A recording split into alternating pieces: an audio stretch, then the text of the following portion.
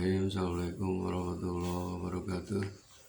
Alhamdulillahirabbil alamin wassalatu wassalamu ala asyrofil anbiya wal mursalin wa ala alihi washabihi ajmain. Asyhadu an la ilaha illallah wa asyhadu anna Muhammadan abduhu wa rasuluh. Allahumma shalli ala Muhammad wa ala ali Muhammad kama shallaita ala Ibrahim wa ala ali Ibrahim wa barik ala Muhammad wa ala ali Muhammad kama barakta ala Ibrahim wa ala ali Ibrahim fil alamin innaka Hamidum Majid. Ya ayyuhal hadirun ittaqullaha haqqa tuqatih wa la tamutunna illa wa antum muslimun. Faqala Rasulullah sallallahu alaihi wasallam kullu bani Adam khata'un wa khata'un at-tawwabun. Innallaha yuhibbul mutatahhirin. Sadaqallahu alazim. Saudara-saudaraku yang dimuliakan Allah Subhanahu wa taala, pada saat ini saya akan sampaikan hadis Rasulullah SAW yang berhubungan dengan dosa. Kenapa? Karena manusia tidak luput dari kesalahan dan dosa, baik itu dosa kecil, sedang maupun besar. Untuk itu, bagaimana cara menghapus dosa-dosa itu? Rasulullah bersabda dari berbagai macam hadis Rasulullah yang ada dalam kitab Sahih Bukhari Muslim. Hadis yang pertama, siksa bagi penyebar fitnah atau pengadu domba.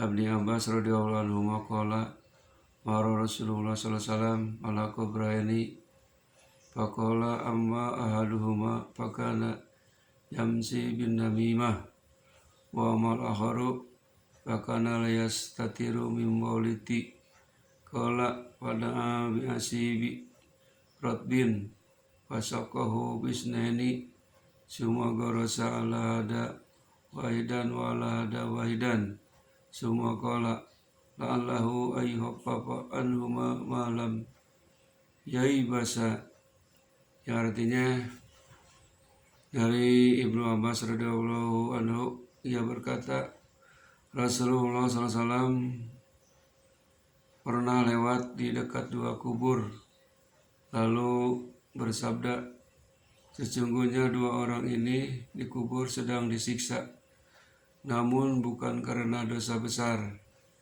Yang satu pernah menyebar fitnah atau adu domba, sedangkan yang lain pernah tidak bersembunyi ketika kencing. Kata Ibnu Abbas, kemudian Rasulullah SAW meminta batang pohon yang basah. Kemudian beliau memotongnya menjadi dua, lalu beliau menanam yang satu di kubur yang pertama dan yang satu lagi di kubur yang kedua. Kemudian beliau bersabda, mudah-mudahan batang pohon ini meringankan siksa keduanya selama belum kering.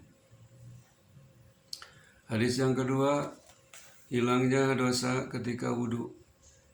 An Abi Hurairah radhiyallahu anhu kana Rasulullah sallallahu alaihi wasallam qala idza tawadda al-abdal muslimu awal mu'mina faghasala wajahu farajum min wajihi kullu hatiatin nadaru ilaiha bi ainihi ma'al ma' aw ma'ahiri qadril ma' wa idza ghasala yadaihi haraja min yadaihi kullu hatiatin kana fatasatha yadahu ma'al ma' aw ma'ahiri qadril ma' wa idza ghasala rijlaihi haraja kullu hatiatin wasatha rijlahu ma'al ma' aw ma'ahiri qadril ma' hatta yahruja naqiyan minad dunubi.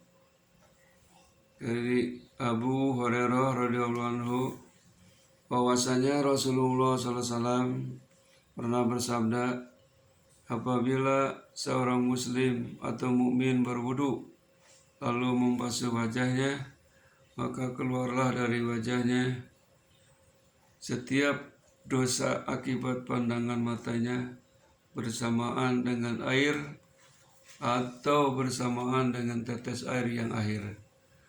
Apabila dia membasuh kedua tangannya, maka keluarlah dari kedua tangannya setiap dosa yang telah dilakukan oleh kedua tangannya itu bersamaan dengan air atau bersamaan dengan tetes air yang terakhir. Apabila ia membasuh kedua kakinya, maka keluarlah setiap dosa yang telah dijalani oleh kedua kakinya bersamaan dengan air atau bersamaan dengan tetes air yang terakhir, sehingga dia keluar dari dosa dengan bersih. Saudara-saudaraku, hadis yang ketiga, pelebur dosa adalah dengan sholat. Hadisnya berbunyi, an Abi Hurairah radhiyallahu anhu, anna Nabiyya sallallahu alaihi wasallam qala, as-salawatul khamsu wal jumu'atu ila jumu'ati kafaratun lima bainahunna malam tubsal kabair. Wa fi riwayatin wa ramadhanu ila ramadan mukaffaratun ma bainahunna idajtanabal kabair. Dari Abu Hurairah radhiyallahu anhu bahwasanya Rasulullah SAW pernah berkata, sholat 5 waktu adalah pelebur dosa antara satu sholat dengan yang lainnya. Begitu juga sholat Jumat dengan Jumat berikutnya selama tidak dilakukan dosa besar. Dalam riwayat lain menyebutkan puasa Ramadan hingga Ramadan berikutnya adalah pelebur dosa antara keduanya apabila dosa besar tidak dikerjakannya. Hadirin rahimakumullah, hadis yang keempat, yang bisa menghapus dosa dengan berjalan menuju masjid untuk melaksanakan sholat.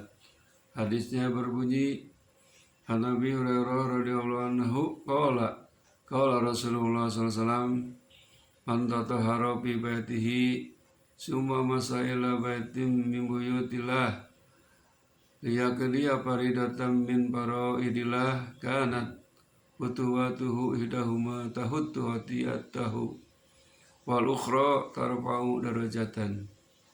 Artinya, Abu Hurairah radhiyallahu anhu berkata, Rasulullah SAW pernah bersabda, barang siapa bersuci di rumahnya, kemudian berangkat ke masjid dengan berjalan kaki untuk melaksanakan sholat, maka setiap 2 langkahnya yang satu menghapus dosa dan yang satunya mengangkat derajat.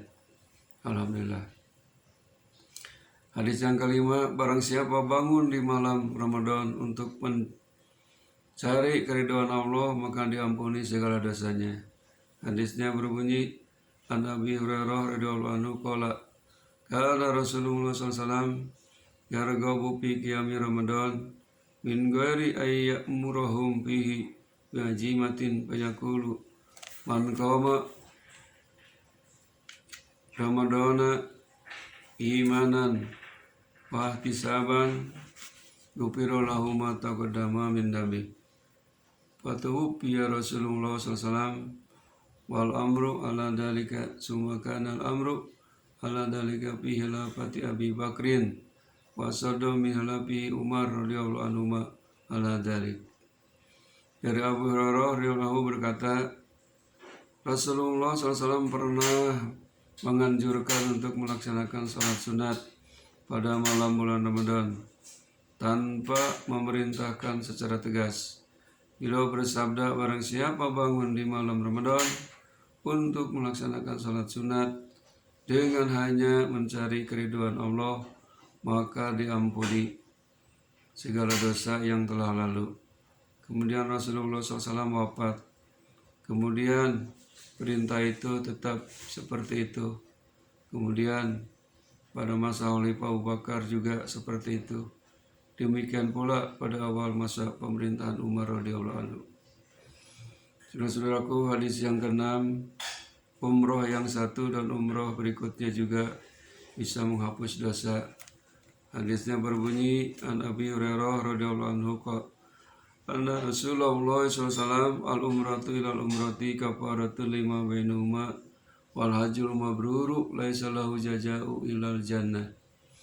Dari Abu Hurairah bahwasanya Rasulullah SAW pernah bersabda, umroh yang satu sampai umroh berikutnya adalah penghapus dosa antara keduanya, dan haji yang mabrur tidak ada balasannya kecuali surga. Hadirin rahimakumullah, itulah 6 macam hadis yang disampaikan oleh Rasulullah SAW, cara Allah menghapus dosa yang ada pada diri kita dengan berbagai macam contoh dari Rasulullah dan perintah dari Rasulullah SAW yang wajib kita ikuti, sunnah Rasulullah SAW. Itulah, mudah-mudahan bermanfaat bagi kita semuanya. Akhirul kalam. Assalamualaikum warahmatullahi wabarakatuh.